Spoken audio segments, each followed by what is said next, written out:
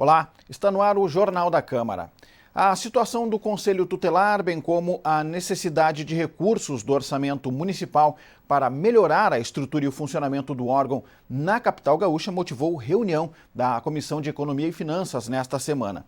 Conselheiros que participaram do encontro virtual querem discutir o assunto com a Prefeitura na busca de fundos específicos para garantir o cumprimento dos direitos da criança e do adolescente em Porto Alegre. A CEFOR deve encaminhar um pedido de reunião ao governo para debater o tema. De acordo com o conselheiro tutelar da Primeira Região de Porto Alegre, a falta de materiais básicos como impressora, folha de ofício e telefone são algumas das dificuldades enfrentadas para o atendimento de crianças e adolescentes em situação de vulnerabilidade na capital. Valmir ainda destacou que há cerca de 2 meses os conselheiros não recebem máscara de proteção contra o coronavírus para trabalhar. Segundo ele, a Prefeitura precisa priorizar o serviço realizado pelas 10 micro-regiões do Conselho Tutelar da cidade. Antes de construir ponte, antes de inaugurar uma praça, nós precisamos olhar a criança e o adolescente no orçamento municipal, estadual e federal. Eu cito aqui o artigo 4º da Resolução 170 do Conselho Nacional dos Direitos da Criança e do Adolescente, CONANDA, que diz assim: a Lei Orçamentária Municipal ou do Distrito Federal deverá estabelecer preferencialmente dotação orçamentária para a implementação, manutenção e funcionamento dos conselhos tutelares. O parágrafo 1º diz o que é este funcionamento: custeio com mobiliário, água, luz, telefone fixo. Aumentou demasiadamente a situação de criança e adolescente em situação de rua. E a gente discute no Conselho Tutelar hoje que o serviço de convivência, que se chamava antes de contraturno, nós vamos ter um número de ofertas de serviço de convivência para dar conta da demanda dessas crianças que se vincularam à rua e vão precisar se revincular a um espaço protegido agora. Então, são discussões que a gente traz e que tem que estar no orçamento, a gente tem que prever isso, entendeu? Outra demanda é a inclusão dos conselheiros tutelares no plano de vacinação contra a Covid-19. Segundo eles, muitos profissionais já foram contaminados, pois atuam na linha de frente e realizam diversas oitivas a pedido da Justiça. Conforme os conselheiros tutelares, a participação do Conselho na discussão do orçamento do município pode melhorar a situação agravada pela pandemia e garantir a previsão de recursos específicos para a rede de proteção à criança e ao adolescente na capital. Os conselheiros apontam que áreas como a saúde e a assistência social conseguiriam ser mais contempladas. De acordo com os vereadores da CEFOR, é possível destinar emendas aos projetos de lei do orçamento para qualificar o trabalho dos 50 conselheiros tutelares. Plano plurianual que deve chegar. A LDO, que é a Lei de Diretrizes Orçamentárias, e a própria Lei de Orçamento, todas, elas são encaminhadas apenas e tão só para a Comissão de Finanças e Orçamento, a CEFOR. Portanto, os projetos vão para a CEFOR, na CEFOR se analisa, se emenda, se faz um parecer, e aquele parecer é definitivo, ou seja, é a partir dele que se vota no plenário. Portanto, um espaço belíssimo que nós podemos colocar à disposição dos conselheiros, né, é exatamente a oportunidade de eles, na CEFOR, fazer uma participação intensa conosco e avaliar com detalhes a proposta de orçamento. Eu quero aqui dividir a minha solidariedade. É claro que é um momento de que os recursos são escassos para os municípios, todos os prefeitos, os mais de 5 mil prefeitos do país enfrentam dificuldades para poder executar o seu orçamento, tá? Mas esta é uma área que não pode faltar, tá? Um conselheiro sem a sua estrutura necessária, um conselheiro sem condições, sem um veículo para levar, ele pode não estar se omitindo, porque não é isso que tem acontecido, mas aumenta as dificuldades de poder deixar de que algum tipo de violência aconteça. Proponente da pauta, a vereadora Bruna Rodrigues, do PCdoB, disse que vai encaminhar à Prefeitura pedido de reunião com os conselheiros tutelares. Para que a gente apresente a necessidade de vocês fazer parte tanto da elaboração do orçamento, no que pese ao Conselho Tutelar, é necessário, não tem como pensar que nós vamos discutir o orçamento sem dialogar com o Executivo. Nós vamos fazer um pedido um indicativo também de que vocês participem da discussão do orçamento lá atrás, mas como o vereador Ferronato já colocou, nos colocamos à disposição para construir propostas orçamentárias que deem conta dessa estruturação. A Comissão de Educação debateu nesta terça-feira alternativas para recuperar a alfabetização diante do impacto da pandemia no processo de ensino. No encontro, escolas privadas compartilharam experiências e o Poder Público anunciou medidas para a rede municipal. Que experiências positivas as escolas privadas podem compartilhar com a rede pública de ensino? Esta foi a questão norteadora da reunião da SESI proposta pela vereadora Fernanda Bart. Então, o que nos motivou a chamar essa agenda? Né? Uma série de pais, uma série de professores bastante preocupados, né, com essa perda desse 1 ano e meio no processo de alfabetização. Nossa preocupação, né, de querer ajudar, proposição e proatividade nessa questão, para ver como é que nós conseguimos, pegando os exemplos de coisas que são bem feitas nas escolas privadas e talvez sugerir alguma coisa para a SMED. Os representantes do ensino privado e comunitário destacaram a importância do acompanhamento emocional na retomada da alfabetização. Segundo eles, as escolas trabalham ações como busca ativa para evitar evasão escolar, clubes extraclasse e atuação de profissionais especializados. Indicadores pedagógicos e um plano de educação contínuo também são considerados essenciais, conforme os relatos feitos na reunião. Mas acho que interessa aqui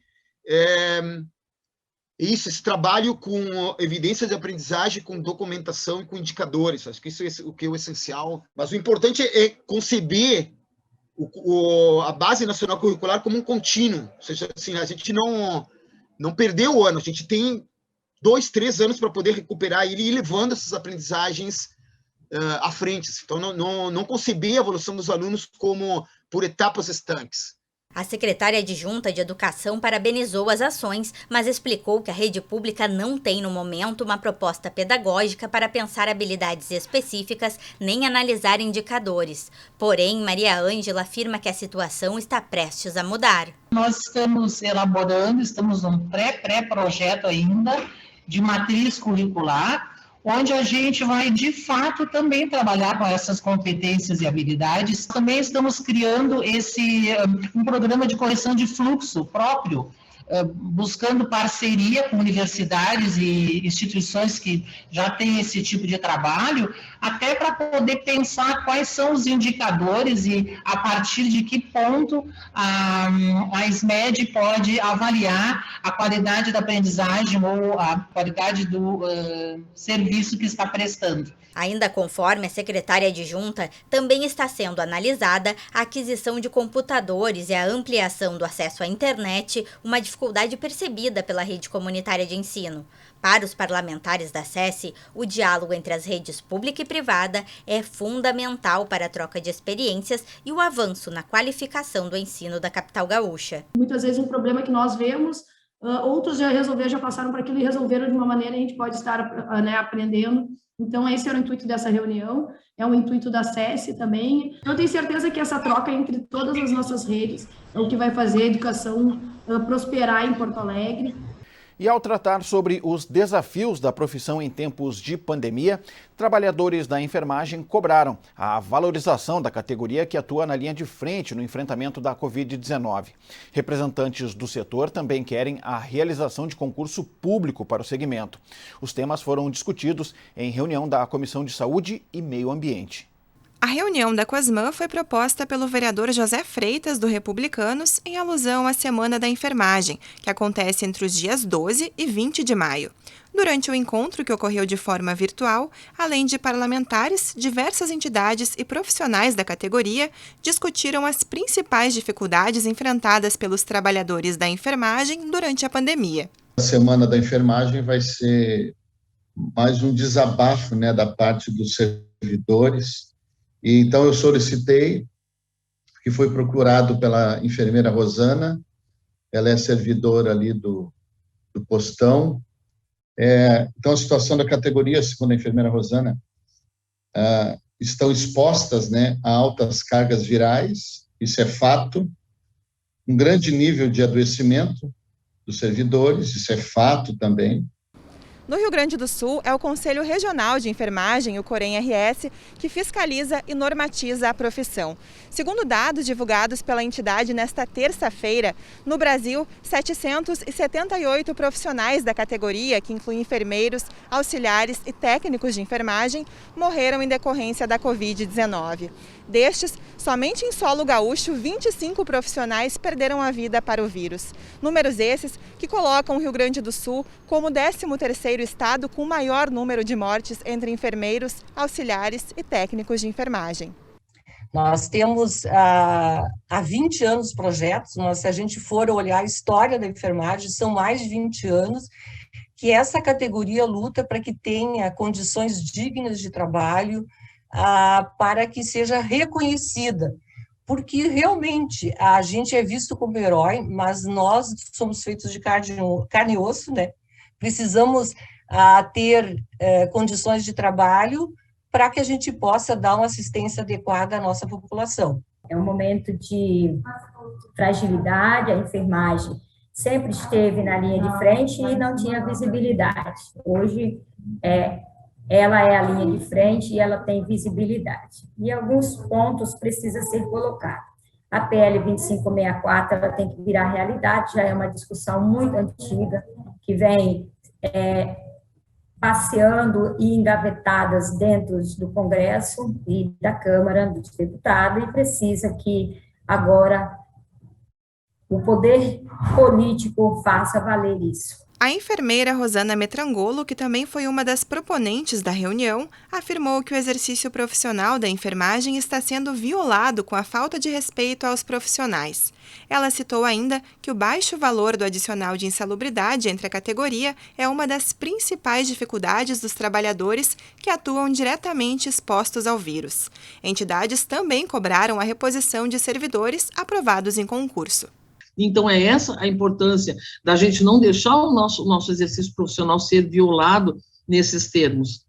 As nossas outras batalhas vão continuar sendo batalhas, mas a nossa primeira batalha aqui é garantir o devido respeito à nossa categoria, né? Se os médicos tiverem o seu exercício regulamentado, a sua jornada de plantões e como eles devem ser respeitados, por que não nós, enfermeiros, auxiliares e técnicos de enfermagem, que somos a maior categoria?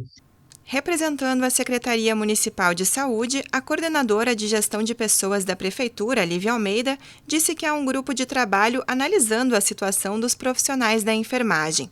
Quanto aos concursos públicos, Lívia explicou que o processo é demorado, mas que as nomeações estão em andamento. Segundo ela, a crise sanitária prejudicou a realização de um concurso já autorizado para técnicos de enfermagem. Então, em termos de enfermeiros, nós estamos com nomeações ainda em andamento, sempre fazendo essa discussão interna da demanda e depois encaminhando para as instâncias que precisam deliberar nesse conceito.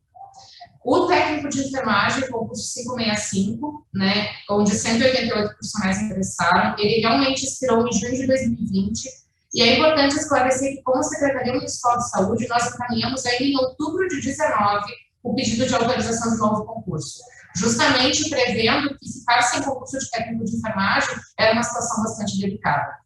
Embora a aprovação para a realização do concurso tenha acontecido em janeiro de 2020, a pandemia também impôs limitações porque é um concurso de ampla envergadura em termos de número de participantes, então até local para a realização do concurso acabou sendo algo difícil para conseguir respeitar as regras sanitárias.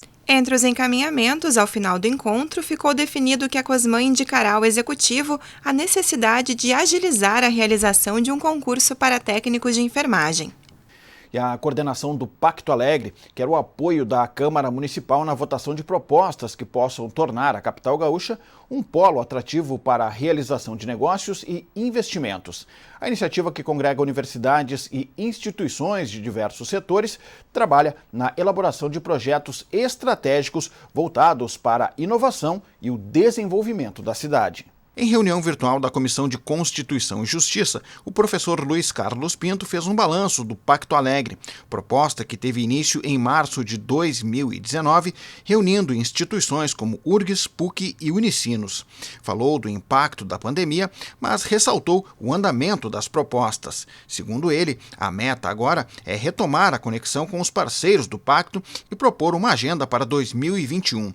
O professor salientou a necessidade de apoio do legislativo na aprovação de projetos que ajudem a tornar Porto Alegre um ambiente favorável à inovação, negócios e investimentos. E aí a gente espera poder renovar essas parcerias, e uma delas fundamentais é com a Câmara, né? Porque a gente acredita que, né, a questão legislativa ela é fundamental que ela esteja muito presente, né? Tem toda essa questão da desburocratização, que eu sei que vocês já estão muito envolvidos. A lei de inovação que foi enviada o ano passado, ela tem mecanismos super importantes para viabilizar compras públicas, né, em prol de desenvolvimento de inovação. Acho que tem a revisão do plano diretor que está chegando para a Câmara, né? A gente está trabalhando em apoio às MAMBOS nesse sentido, tem algumas coisas importantes ali para a paisagem urbana, sempre nesse equilíbrio do desenvolvimento sustentável, né? Os parlamentares integrantes da comissão garantiram um apoio às iniciativas do Pacto Alegre. O tema da reunião foi proposto pelo vereador Felipe Camozato, presidente da CCJ.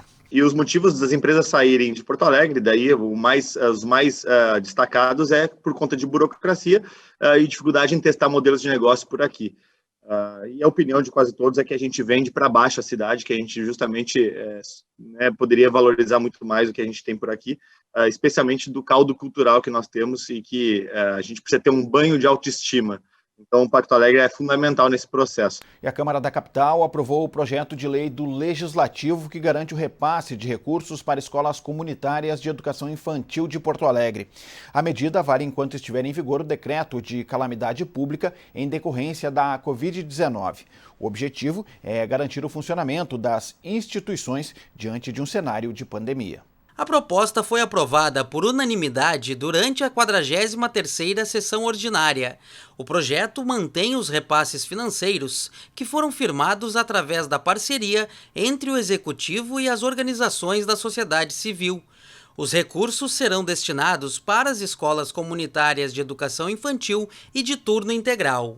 Os pagamentos também devem chegar aos serviços de convivência e fortalecimento de vínculos, tanto de jovens quanto de idosos, e ainda auxiliar o Centro de Habilitação e Reabilitação de Pessoas com Deficiência. Conforme o texto da matéria, o objetivo é garantir o cumprimento das obrigações que foram contratadas durante o decreto de calamidade pública em razão da pandemia de Covid-19. Então, esse projeto ele garante o pagamento das entidades da assistência social, da educação infantil, que são as creches comunitárias, né? As mais de 300 entidades conveniadas com a prefeitura, espalhadas pela cidade, né? Pois uma vez que essas entidades ficam sem o repasse, elas não vão estar conseguindo pagar o aluguel, o RH, né? E assim que normalizar o quadro de pandemia, com certeza essas entidades estariam com as portas fechadas e não podendo atender as nossas crianças e adolescentes, né? Então esse projeto ele vai dar segurança jurídica para a prefeitura fazer o pagamento e principalmente a segurança do repasse para as entidades que vão pagar os funcionários e todos os seus custos. Além do vereador Giovanni Bill, outros 15 parlamentares assinaram a matéria. Uma das emendas aprovadas junto com o projeto garante às entidades o pagamento da totalidade dos valores que estavam previstos no plano de trabalho. Uma outra emenda acrescenta que o valor subsidiado será o custo mínimo definido no termo de parcerias entre as instituições e o poder público. Ainda na sessão híbrida de segunda-feira, a maioria no plenário aprovou 2 moções. Uma de apoio à regulamentação da Polícia Penal, matéria que tramita na Assembleia Legislativa, e outra de repúdio ao Sindicato dos Municipários de Porto Alegre por discriminação em propaganda institucional.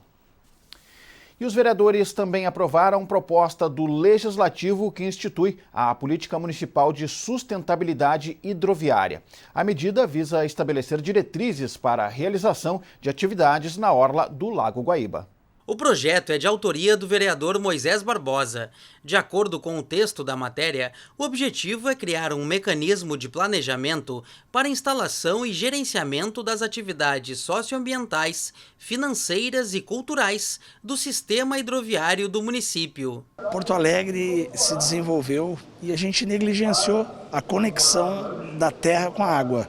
Por que não sonhar em entrar aqui no centro e até a extrema zona sul, e até Canoas, e até Guaíba? Mas para isso, nós precisamos ter uma política municipal hidroviária do Lago Guaíba. Na verdade, hoje a gente tem um absurdo. Se tu estiver embarcado, tu não pode ir ali no restaurante. Tu tem que levar o teu barco lá na marina e vir por terra. Então a gente prevê na política municipal o desenvolvimento dessa conexão. Para o autor da proposta, o poder público precisa estimular o uso de embarcações como alternativa de deslocamento em viagens individuais e também para o transporte público de passageiros. A intenção é integrar a orla do Guaíba ao restante da cidade. Para a bancada de oposição, essa integração traria benefícios apenas para uma pequena parcela da população. O projeto trata da regularização do acesso à orla, mas é uma regularização que trata de barcos, de lanchas, de trapiches. Por si só, isso já é um projeto que exclui boa parte da população de Porto Alegre que não tem acesso a esses bens de luxo, assim. O projeto foi aprovado com 24 votos favoráveis contra 10 contrários. A maioria dos parlamentares também foi favorável ao projeto que disciplina a circulação de bicicletas em praças e parques de Porto Alegre. A proposta revoga a lei aprovada em novembro de 1999. Segundo a legislação anterior, as bicicletas só poderiam circular em áreas delimitadas e reservadas para esse tipo de veículo. Na época, o projeto anterior ainda previa que as praças e os parques contassem com placas indicativas e uma regulamentação específica para possíveis transgressões da norma municipal. A antiga lei havia sido aprovada lá atrás, ainda no final da década de 90. Mas agora, como justificativa para o atual projeto, o vereador Felipe Camozato afirma que naquela época o poder público teve dificuldades, inclusive para a aplicação prática da proposta. Conforme o parlamentar, esse foi um dos motivos para atualizar o texto da legislação. Na prática, ela proíbe andar de bicicleta em parques e praças sem a demarcação, ou seja, não pode em praticamente nenhum parque andar de bicicleta. Obviamente, o Poder Público Municipal nem sequer tinha interesse em fazer essa proibição e fazer ainda mais a demarcação. Tem parques nossos que é grama, terra, é difícil inclusive de manter as demarcações e também não é de interesse público fazer esse engessamento. Então, o próprio autor da lei no passado, João Bosco Vaz, vereador que infelizmente não se reelegeu, foi um dos que atuaram em favor da revogação da lei, porque entendeu que ela teve seu objetivo no passado cumprido e que hoje já não dizia mais respeito ao interesse público. Então, por isso, nós encaminhamos a revogação. A proposta recebeu 21 votos favoráveis, 1 contrário e 5 abstenções. A sessão de segunda-feira também foi marcada pela posse da vereadora suplente Bárbara Pena. Entre os dias 17 e 23 de maio, o vereador Alvoni Medina, do Republicanos, estará de licença saúde. Nesse período, quem assume é a vereadora Bárbara Pena, que obteve 3.814 votos durante o último pleito eleitoral. Aos 19 anos de idade, a jovem cidadã foi vítima de uma agressão covarde cometida pelo então companheiro dela. Carregando a experiência desse momento, a agora vereadora Bárbara Pena tem um foco: defender o direito das mulheres aqui na Casa do Legislativo Municipal. Então, obviamente, eu não poderia deixar de lado a minha luta pelos direitos das mulheres, né? Pelos direitos das mulheres e principalmente pela proteção da vida delas. Então, é claro que é uma pauta principal minha, tanto é que eu já trabalho com isso desde 2013, quando tudo aconteceu comigo, não só pela minha história, mas por existir falhas também que aconteceu comigo e posteriormente com outras vítimas que eu acabo conhecendo, acabo atendendo. Então, essa é a minha principal bandeira, trabalhar pelas mulheres, né? Para que as mulheres possam ter direitos que eu não tive, proteção que eu não tive e que elas principalmente possam ter também a vida delas salvo e a vida dos familiares delas salvo no caso que a minha não foi. Além de deixar claro a luta prioritária no decorrer do mandato, a vereadora Bárbara Pena também usou a tribuna para agradecer a oportunidade de participar das decisões do Legislativo Municipal. Na Câmara, a parlamentar também será membro da Comissão de Direitos Humanos. A Empresa Pública de Transporte e Circulação de Porto Alegre, a EPTC, compareceu à Câmara de Vereadores da capital para divulgar as ações do Maio Amarelo. A iniciativa busca prevenir acidentes e promover a empatia no trânsito. A segurança no trânsito pode salvar muitas vidas. Esse é o objetivo da EPTC ao divulgar a campanha Maio Amarelo na Câmara de Vereadores. A iniciativa visa alertar a população porto-alegrense para a necessidade de reduzir o número de acidentes e mortes no trânsito da capital. É justamente trazer para a Câmara Municipal o convite para se solidarizar a EPTC na campanha do Maio Amarelo, que é uma campanha mundial para chamar a atenção, para sensibilizar a sociedade dos altos índices de acidentalidade, de morte no trânsito da cidade. Então a gente veio trazer aqui algumas das ações que a gente está fazendo e convidar todos os vereadores a se juntarem a nós nessa campanha. De acordo com dados divulgados pela EPTC, o índice de acidentes em Porto Alegre teve uma redução de mais de 13,5% no número de mortes no trânsito no ano passado. Foram 74 mortes em 2019 e 64 em 2020. De acordo com o órgão, os principais fatores que geraram essas mortes estão relacionados à imprudência, tanto de condutores quanto de pedestres, ao excesso de velocidade e àquela mistura que não combina com o trânsito de forma alguma: álcool e direção. Diversos parlamentares parabenizaram a EPTC pela iniciativa e manifestaram apoio à campanha. E a Câmara de Vereadores de Porto Alegre homenageou o Sindicato Médico do Rio Grande do Sul, o Simers, pela passagem dos 90 anos da instituição. A homenagem durante o período de comunicações foi proposta pelo presidente da Casa, vereador Márcio Binzeli, do PDT. Em seu pronunciamento, o parlamentar reconheceu a importância do trabalho da instituição em prol da saúde dos gaúchos. Em tempos de pandemia, nada mais justo e oportuno que lembrarmos os 90 anos de existência do Simers. Diante de tanta dificuldade, de tantas perdas, mais do que nunca, a importância dos médicos que lutam em favor da vida devem ser reverenciadas nessa casa. Diversos vereadores se somaram à fala do presidente Márcio Binzeli e saudaram o sindicato pelos 90 anos. O presidente do Simers, médico Marcelo Matias, agradeceu a homenagem e destacou o empenho dos profissionais representados pela entidade. Essa homenagem foi uma grande honra que o Sindicato Médico teve em ser homenageado pelos seus 90 anos de lutas. É uma lembrança da história daqueles que criaram o sindicato, daqueles que fizeram ele crescer e dos médicos que hoje estão 24 horas por dia, 7 dias por semana, atendendo a população. E em nome deles eu tive o prazer e a honra de poder ser agraciado aqui por uma lembrança dos 90 anos do sindicato. O Jornal da Câmara de hoje fica por aqui. Confira mais informações do Legislativo nas nossas redes sociais e no site da Câmara de Vereadores de Porto Alegre. Muito obrigado pela sua audiência. A gente se encontra na próxima edição. Até lá!